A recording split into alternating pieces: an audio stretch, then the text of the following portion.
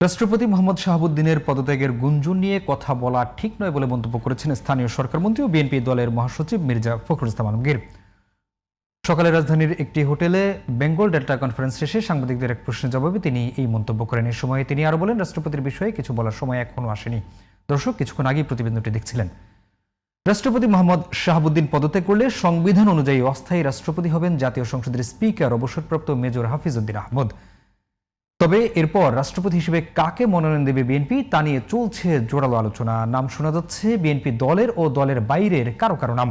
পরবর্তী জাতীয় সংসদ নির্বাচন যেহেতু নতুন রাষ্ট্রপতির অধীনে হবে, তাই বিষয়টি বিএনপির জন্য গুরুত্বপূর্ণ বটে।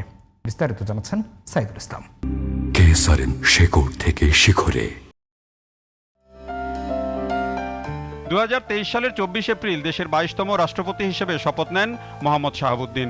আওয়ামী লীগের মনোনয়নে বিনা প্রতিদ্বন্দ্বিতায় নির্বাচিত মোহাম্মদ শাহাবুদ্দিনের মেয়াদ শেষ হওয়ার কথা 2028 সালের এপ্রিলে। 2024 সালের 5 আগস্ট সরকার পতনের পর তার অপসারণের জন্য আন্দোলন হলেও টিকে ছিলেন তিনি। তবে শেষ পর্যন্ত পদত্যাগের পথেই হাঁটেন মোহাম্মদ শাহাবুদ্দিন। সংবিধানের 50-এর 3 অনুচ্ছেদ অনুযায়ী রাষ্ট্রপতি স্পিকারের উদ্দেশ্যে স্বাক্ষরযুক্ত পত্রের মাধ্যমে পদত্যাগ করতে পারেন।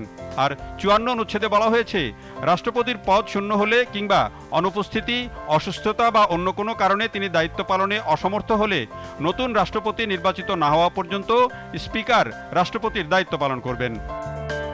সেই হিসাবে এখন আলোচনায় স্পিকার মেজর হাফিজউদ্দিন আহমেদ। রাষ্ট্রপতি পদত্যাগ করলেও তাকে প্রয়োজন, আবার অস্থায়ী রাষ্ট্রপতিও হবেন তিনি।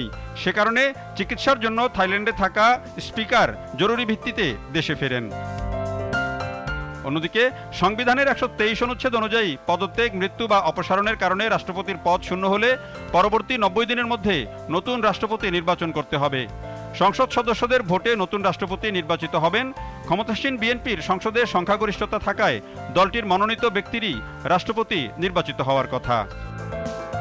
রাষ্ট্রপতির পদত্যাগের আলোচনা শুরুর সাথে সাথেই নতুন রাষ্ট্রপতি কে হবেন তা নিয়ে চলছে জোরালো আলোচনা। আলোচনায় যাদের নাম আছে তাদের মধ্যে বর্তমান মন্ত্রিপরিষদ সচিব নাসিমুল গনির কথা শোনা যাচ্ছে জোরালোভাবে। আলোচনায় আছেন বেগম খালেদা জিয়ার একান্ত সচিব ও প্রধানমন্ত্রী তারেক রহমানের মুখ্য সচিব এবিএম আব্দুস সাত্তারের নাম। এছাড়া বিএনপি মহাসচিব মির্জা ফখরুল ইসলাম আলমগীর, স্থায়ী কমিটির সদস্য ডক্টর খন্দকার মোশাররফ হোসেন, স্থায়ী কমিটির সদস্য ডক্টর মঈন খান, তাদের নামও জোরালোভাবে আলোচনায় আছে। 2031 সালে পরবর্তী জাতীয় সংসদ নির্বাচনে যেহেতু বর্তমান যিনি নির্বাচিত হবেন সেই রাষ্ট্রপতির অধীনেই হবে, তাই বিষয়টি বিএনপির জন্য গুরুত্বপূর্ণও বটে। এ কারণে বিষয়টি নিয়ে একটি যথার্থ সিদ্ধান্তের পথে সরকার হাঁটবে বলে জানিয়েছেন দলটির নীতি নির্ধারকরা। Saidul Islam, GTV news, Dhaka.